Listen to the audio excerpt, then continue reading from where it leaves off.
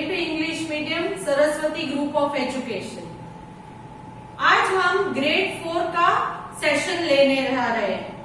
Grade 4 में chapter 1 already हमने पढ़ लिया है। चैप्टर 1 था ग्लोब्स एंड मैप्स। आज चैप्टर 2 स्टार्ट करेंगे। Chapter 2 the northern mountains and the northern plains. Northern mountains और नॉर्दर्न प्लेन्स का सेकंड सेशन नहीं है, ये फर्स्ट सेशन है। That means we are just starting this chapter today. Northern mountains कहाँ पर आता है? नॉर्थ में। नॉर्थ इंडिया, नॉर्थ मतलब नीचे का इंडिया है वो साउथ है, ऊपर का इंडिया नॉर्थ इंडिया कहते हैं, तो इसलिए इसे नॉर्दर्न माउंटेन्स हम कहते हैं। ओके, यहाँ पर मैंने छोटा सा मैप भी आपको ड्रॉ करके रखा है ताकि समझने में आसानी हो। Northern mountains stretch across the northern boundary of India. Boundary, boundary का मतलब क्या है? यहाँ बॉर्डर जो है इंडिया की, वहां पर पूरा नॉर्दर्न माउंटेन्स कवर होता है, बॉर्डर ऑफ इंडिया। ये बाउंड्री के बाद दूसरे कंट्री से हम कनेक्ट हो जाते हैं। इस बाउंड्री के बाद दूसरे कंट्री से, चाइना से, नेपाल से, अलग अलग कंट्री से कनेक्ट होते हैं। इस तरह पाकिस्तान से कनेक्ट होते हैं। तो बाउंड्री का मतलब समझ में आ गया? बॉर्डर, इंडिया की बॉर्डर है वो। नॉर्दर्न माउंटेन्स इंडिया की नॉर्थ और नॉर्थ ईस्ट की बॉर्डर है ना। हमने ये नॉर्दर्न माउंटेन्स और नॉर्दर्न प्लेन्स किस में से टॉपिक लिए हैं? Yes, land forms, various land forms of India. कितने लैंड फॉर्म्स के बारे में हमने पढ़ा था? 5 land forms, correct? 5 land forms. पिछले साल मैंने आपको पढ़ाया था कि there are 5 land forms in India. Land forms कौन कौन से थे? Northern mountains, then northern plains, then after that the great Indian desert, that is third desert. After that it is plateaus, then the last one coastal plains and island. ये 5 physical features या land forms है India के। Once again let me repeat, northern mountains, the northern plains, the great Indian desert that is Thar desert, then the plateaus and then coastal plains and islands. Northern mountains, अब इन 5 में से हम इस chapter में northern mountains और northern planes, ये 2 ही land forms के बारे में डिटेल स्टडी करेंगे। Detailed studies, okay? Okay, the northern mountains stretch across the northern boundary of India. Northern boundary बनती है इंडिया की। They include the Himalayas, which are the highest mountains in the world, and some hill ranges in northwest. ये northern mountains में highest mountain कौन सा है world का? हिमालयास। ये यहाँ पर northern mountains इंडिया में situated है। और कुछ हिल रेंज भी है यहाँ पर। हिल रेंज का मतलब क्या है?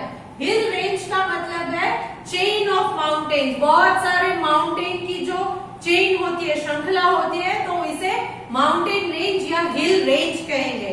तो यहाँ पर ये नॉर्दर्न माउंटेन्स में हिल रेंजेस भी है और हाईएस्ट माउंटेन हिमालयास भी नॉर्दर्न माउंटेन्स इंडिया में ही आता है। Himalayas stretch in the long curve from Jammu and Kashmir in the west to Arunachal Pradesh in the east. West में जम्मू और कश्मीर से लेकर ईस्ट में अरुणाचल प्रदेश तक ये स्ट्रेच होता है। हिमालयास कहाँ से स्टार्ट होगा? यहाँ जम्मू एंड कश्मीर से अरुणाचल प्रदेश तक पूरा ये लाइन है। जम्मू कश्मीर से लेकर अरुणाचल प्रदेश तक पूरा लेंथ में हिमालयास फैला हुआ है, northern mountains. Okay, then their east west extent is about 2400 kilometres. Length is 2400 kilometres. So यहाँ से लेकर यहाँ तक की लंबाई कितनी है? लेंथ कितनी है? यहाँ से लेकर यहाँ तक, जम्मू कश्मीर से लेकर अरुणाचल प्रदेश तक उसकी लेंथ कितनी है? 2400 kilometers. Then, and the width varies from about 500 kilometers in the west and about 200 kilometers in the east. Width यहाँ पर भी मैंने लिखा है width 500 kilometers in the west, 200 kilometers in the east. यहाँ वेस्ट में 500 किलोमीटर चौड़ाई कितना चौड़ा है 500 किलोमीटर से धीरे धीरे जैसे इस तरफ आएगा इसकी तरफ वो रेंज पतला होता जाएगा, यहाँ 200 किलोमीटर तक आकर रुकता है। So 500 kilometre from the west, 200 kilometre in the east. They form natural boundary between India and China. ये नॉर्दर्न माउंटेन्स जो है, आप जैसा अपने घर के और बाजू वाले आपके नेबर के घर के बीच में एक बाउंड्री दीवार बना देते हो, ताकि उनका जो कोई भी है गेस्ट या कोई लोग या उनकी कोई चीज अपने घर में ना आए और अपने घर के वहां ना जाए, एक्सेप्ट कि आप अगर अपना दरवाजा खोल के वहां जाओ तो ठीक है, करेक्ट। वैसे ही इंडिया और चाइना के बीच में ये एक दीवार की तरह, बाउंड्री की तरह, नेचुरल बाउंड्री की तरह खड़ा हो गया है नॉर्दर्न माउंटेन्स, ताकि कोई भी वहां से यहाँ या यहाँ से वहां ना आ जा सके। हाँ, एक्सेप्ट कि आप अगर आपके पास अगर पासपोर्ट है तो वीजा लेकर वहां फ्लाइट लेकर जा सकते हो, but it is difficult to travel on road. जमीन के ऊपर से किसी का भी आना बहुत मुश्किल होगा। क्यों? क्योंकि ये माउंटेन रेंज जो खड़ी है हिमालयाज और द नॉर्दर्न माउंटेन्स, इसकी वजह से उधर चलकर ट्रेवल करना या अपने प्राइवेट व्हीकल जैसे रोडवेज वाले व्हीकल है उस पर ट्रेवल करना डिफिकल्ट हो जाएगा, कभी कभी इम्पॉसिबल हो जाता है। Okay, next, the hill range in north east include north east. North east इस तरफ की जो हिल रेंज है, हिल्स की पूरी चेन हिल रेंज, उसमें कौन कौन से हिल्स आते हैं? गारो, Khasi, Jaintia, Naga and Mizo. Garo, Khasi, Jaintia, Naga and Mizo, ये सारे हिल्स नॉर्थ ईस्ट के हिल्स जो है हिल रेंज, उसमें ये सारे हिल्स आते हैं। ये सारे हिल्स के नाम मैंने बताए थे। Once again let me repeat, Garo, Khasi, Jaintia, Naga and Mizo. These hill ranges are not very high and are covered with thick forest। ये सारे जो हिल मैंने बताए थे ये बहुत हाइट के नहीं है, थोड़े छोटे हैं, इसीलिए हिल्स बोलते हैं। मैंने आपको पहले भी बताया था कि hills and mountains, what is the difference between hills and mountains? Mountains are very high but hills are not so high, they are a little less than compared to the mountains. Mountain की comparison में hills जो है वो थोड़े height में कम होते हैं, तो उसे हिल्स बोलते हैं। नेक्स्ट, और ये जो हिल्स बताए थे मैंने, गारो, खासी, जैंतिया, नागा एंड मिजो, ये फुल फॉरेस्ट से कवर्ड है, फॉरेस्ट जंगल से कवर्ड है। Next, many Indian states are at a part of north mountain region. बहुत सारे इंडिया के स्टेट जो है वो भी नॉर्थ के ये माउंटेन रीजन में आते हैं। These states are, कौन कौन से स्टेट आते हैं नॉर्दर्न माउंटेन्स के एरिया में? जम्मू एंड कश्मीर, पहला Jammu and Kashmir, then Himachal Pradesh, Uttarakhand, West Bengal, Arunachal Pradesh, Sikkim and other north eastern states. कुछ मेन स्टेट्स के नाम मैंने यहाँ बताए, बाकी भी तो कुछ थोड़े छोटे मोटे स्टेट्स हैं जो इंडिया के हैं और ये नॉर्दर्न माउंटेन जो है उसके रीजन के अंडर कवर होते हैं। कभी कभी पूरा का पूरा स्टेट नहीं होता है, but a part of it may also be covered under the northern mountain region. So let me repeat which states? Okay, Jammu and Kashmir, Himachal Pradesh, Uttarakhand, West Bengal, Arunachal Pradesh and Sikkim. इनके अलावा भी मैंने बताया कि कुछ ऐसे स्टेट्स हैं जो नॉर्दर्न माउंटेन्स की रीजन में कवर होते हैं। Now the Himalayas can be divided into 3 parallel mountain range. ये हिमालय में ऐसे 3 पैरेलल मीन्स जो एक दूसरे के साथ तो चलते हैं मगर दे नेवर मीट, ऐसे 3 अलग अलग माउंटेन रेंज है। 3 माउंटेन रेंज मतलब यहाँ पर माउंटेन्स की एक रेंज बनी है, यहाँ पर दूसरे माउंटेन की रेंज बनी है, यहाँ पर तीसरे माउंटेन की। तो आप सोचो कि 3 लेयर बनते हैं पूरे माउंटेन रेंज के। नॉर्थ में यहां जम्मू कश्मीर से लेकर अरुणाचल प्रदेश तक 3 माउंटेन रेंज की पैरेलल लाइंस जाती है, तो उसको क्रॉस करना बहुत डिफिकल्ट हो जाता है।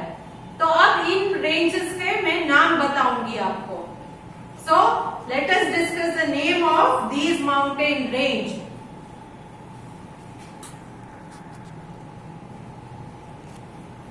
Okay, so now you can see on the board 3 mountain ranges. 3 mountain ranges कौन कौन से हैं नॉर्दर्न माउंटेन्स के? हिमाद्री, हिमाचल और शिवालिक। एक है Himadri, repeat, Himadri, then Himachal, repeat, yes Himachal, and the last one Shivalik, Shivalik range. अब ये 3 क्या है? हिमाद्री, इसको ग्रेटर हिमालयास भी कहते हैं, द ग्रेटर हिमालयास। हिमाचल क्या है? इसको मिडल हिमालयास और द लेसर हिमालयास बोलते हैं, मिडल हिमालयास और the lesser Himalayas. And the last one Shivalik range, Shivalik range को द लोअर हिमालयास कहते हैं। जैसे कि आप नेम में देख रहे हो, हिमाद्री ग्रेटर हिमालयास है, तो इसका मतलब जो सबसे ऊपर आएगा वो हिमाद्री है। सबसे ऊपर वाली माउंटेन रेंज जो है वो हिमाद्री है, that is the greater Himalayas. ये नाम आपको याद रखना है। Greater Himalayas are also known as Himadri, correct? Greater Himalayas are also known as dash, so what is the answer? Himadri. Next Himachal, the middle और द लेसर हिमालय। ये बीच वाली जो माउंटेन रेंज है उसे हिमाचल कहते हैं, हिमाचल, मिडिल हिमालयास और द लेसर हिमालयास। ये मिडिल वाली रेंज है। अगेन ब्लैंक पे क्वेश्चन आंसर में मैं ये पूछ सकती हूँ, what is the other name of middle Himalayas और the lesser Himalayas? So the answer will be Himachal. Okay, next Shivalik, the lower Himalayas. सबसे नीचे जो आएगी वो है शिवालिक रेंज और the lower Himalayas, lower Himalayas. तो ये 3 माउंटेन रेंज है। माउंटेन रेंज 3 है, तीनों को साथ में नॉर्दर्न माउंटेन्स कहते हैं। नॉर्दर्न माउंटेन्स के 3 पार्ट है, 3 पैरेलल रेंज। पैरेलल का मतलब पता है ना? These are the parallel lines. इसको पैरेलल लाइन कहते हैं। क्यों? क्योंकि आप इसको कितना भी स्ट्रेच करो, दे नेवर मीट, वो एक दूसरे से टच नहीं करती है। बट ऐसी अगर लाइन है तो इसे पैरेलल लाइन कहेंगे? नो। क्यों? क्योंकि ये यहाँ पर जाकर दे मीट ईच अदर, यहाँ पर वो एक दूसरे से टच होती है, तो इसे पैरेलल नहीं कहेंगे। पैरेलल लाइंस मतलब क्या? आपकी बुक में लाइंस आपने देखी होगी कि जो 2 लाइन जाती है तो वो पैरेलल एक साथ ही जाती रहती है, they never cross each other, एक दूसरे को क्रॉस नहीं करती है। So these mountain ranges are also parallel ranges. Once again, the highest mountain range जिसको हिमाद्री कहते हैं, हिमाद्री highest और the greater Himalayas. Then the middle one is Himachal. It is known as the middle Himalayas or the lesser Himalayas. And the last one is Shivalik range or the lower Himalayas. So today we will take up with only this one part, Himadri. आज हम सिर्फ ये ऊपर वाली सबसे ऊंची जो है उस हिमाद्री या ग्रेटर हिमालयास के बारे में पढ़ेंगे। मगर उससे पहले एक बार फिर से पिछली चीजें याद कर लेते हैं। For example, the natural boundary between India and China is formed by natural boundary between India and China is formed by, yes, the Himalayas. Himalayas से ये फॉर्म होती है नेचुरल बाउंड्री इंडिया और चाइना के बीच में। Next, do you know what is the meaning of word Himalaya? Himalaya in Sanskrit means adobe of snow. Adobe of snow means snow से भरा हुआ, स्नो बर्फ, बर्फ से भरा हुआ, उसको संस्कृत में हिमालय कहते हैं। The mountain range was given it's name because large part of it is covered with snow all year round. अब इन माउंटेन रेंज का नाम हिमालय क्यों रखा गया? क्योंकि ये माउंटेन रेंज जो है वो ऑलमोस्ट पूरे साल स्नो से कवर्ड रहती है, बर्फ से ढकी होती है, इसीलिए ये हिमालय एक संस्कृत वर्ड है जिसका मतलब संस्कृत में है बर्फ से ढका हुआ या बर्फ का पूरा एडोब. Okay, now let us start with this Himadri first. Himadri is the northernmost range मतलब सबसे नॉर्थ में सबसे ऊपर जो आती है वो रेंज है. It is the highest range in the Himalayas with an average height of 6000 meters. ये हाईएस्ट रेंज है. यहाँ अप्रोक्सीमेटली एवरेज रेंज दी गई है क्योंकि रेंज है, माउंटेन रेंज है तो बहुत सारे माउंटेन्स आते हैं. तो ऐसा नहीं है कि सारे माउंटेन एक ही हाइट के हैं या एक ही ऊंचाई के हैं. इसमें क्या है, एवरेज रेंज जो ली गई है वो है 6000 मीटर्स की. 6000 मीटर की हाइट है. कुछ उसमें से कम भी हो सकते हैं, कुछ ज्यादा भी हो सकते हैं. तो ये 6000 एवरेज मैंने बताया. एवरेज मतलब नॉर्मली इतने हाइट के हैं mountains. Next, the mountain here are always covered in snow. Northern mountains में ये जो हिमाद्री की रेंज है इसके माउंटेन पूरे साल स्नो से कवर्ड रहते हैं क्योंकि ये हाईएस्ट है और सबसे नॉर्थ में आता है, तो it is covered with snow through out the year. In some places, huge masses of ice called glaciers are found. बड़े-बड़े आइस के मास मतलब बड़े-बड़े आइस के टुकड़े पाए जाते हैं जिसको ग्लेशियर बोलते हैं. क्या बोलते हैं? Glacier. A large mass of ice that moves slowly down the mountains valley. Glacier normally क्या होता है, बर्फ के बड़े-बड़े टुकड़े जो जब उसके ऊपर सनलाइट पड़ती है तो it melts. When the sunlight falls on the snow or falls on the ice, you have observed that the ice melts because of the heat of the sun. तो इन ग्लेशियर्स में भी यही होता है. Since the mountains are covered with snow or ice throughout the year, sometimes during the summer season, the sun ray fall on them and the big masses of ice they melt and they flow down the valley. In mountains में से flow होके नीचे आती है. ये जो हमारे northern reverse है वो भी इन्हीं ग्लेशियर्स को पिघलने के बाद जो पानी बनता है उन पानी से ही इन रिवर्स का जो बर्फ है वो होता है. जन्म इसी पानी से होता है. इन्हीं बर्फ के टुकड़ों के पिघलने से पानी बनता है और उनमें से नदियां बनती है जैसे कि Ganga. Ganga is the main river, important river in India, correct. तो ये गंगा नदी भी उसी से बनती है. बर्फ के टुकड़े जो ग्लेशियर्स के फॉर्म में बहकर आते हैं और बाद में पानी में कन्वर्ट होके नदी के स्वरूप में नीचे फ्लो होते हैं. तो ये गंगा नदी जो है, बाद में बहुत सारी यमुना भी है, ये सारी नदियां में जो पानी है वो बहुत ठंडा होता है. क्यों? क्योंकि इन नदियों में ग्लेशियर्स जो है आइस के बड़े बड़े टुकड़े वो पिघलने से पानी आता है. तो these water is also very cold. Some of these move down the mountain slope. ये जो बर्फ के ग्लेशियर है वो माउंटेन तो है.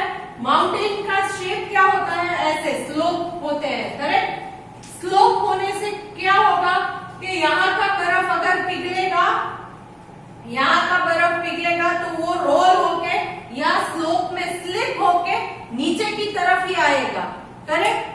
आपने देखा होगा कि आप अगर पेंसिल से खेल रहे हो और आपका बेंच जो है वो स्लोपिंग पोजीशन में है तो पेंसिल आप रखोगे तो वो रोल होके ऑटोमेटिकली नीचे ही गिर जाएगी, correct.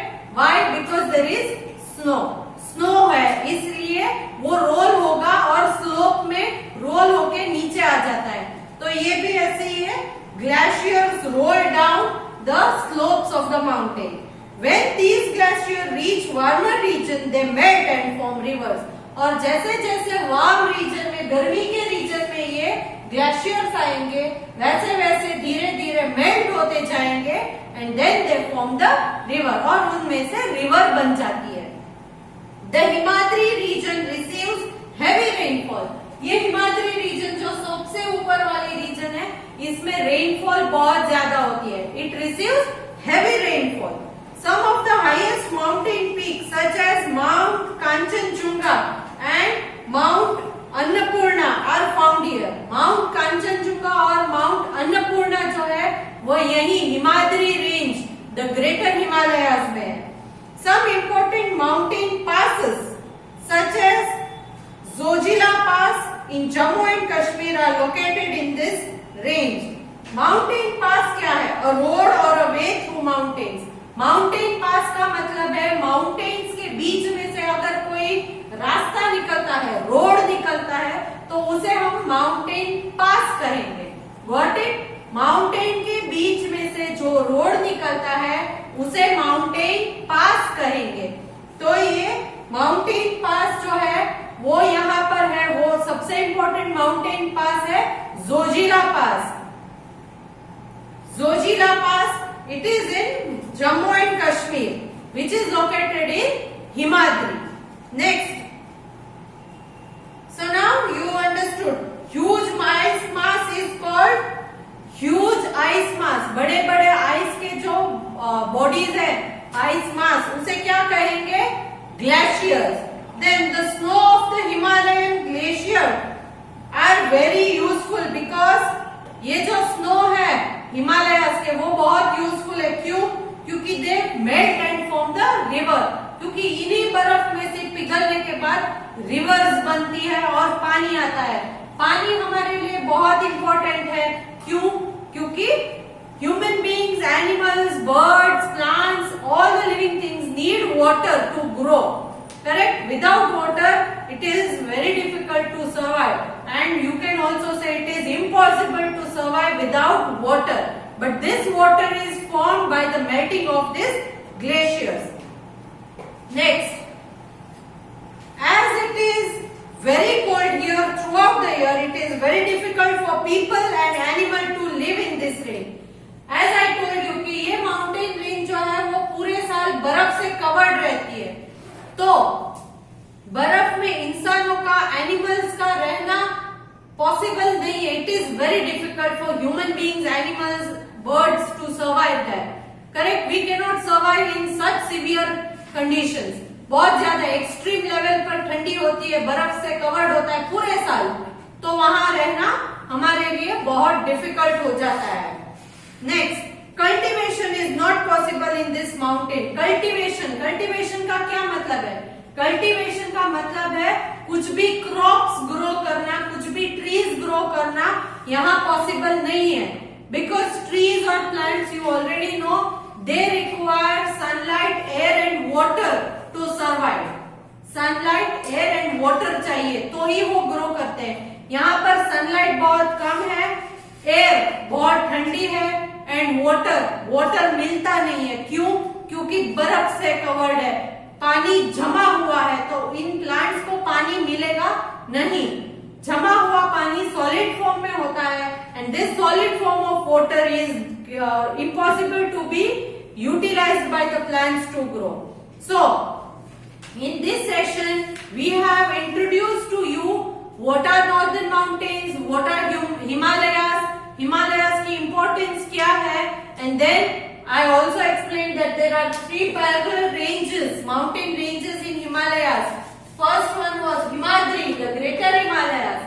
Second, Himachal, the middle of the Lesser Himalayas. And the last one, Shivalik, the Lower Himalayas. Then, amongst these three ranges, we studied Himadri or the Greater Himalayas in detail. In my next session, we will continue with the other mountain ranges. I am sending a worksheet along with this video. Hope you will complete it by looking at the video again and again, or you can also go through the PDF of the textbook which we have sent you. Bye.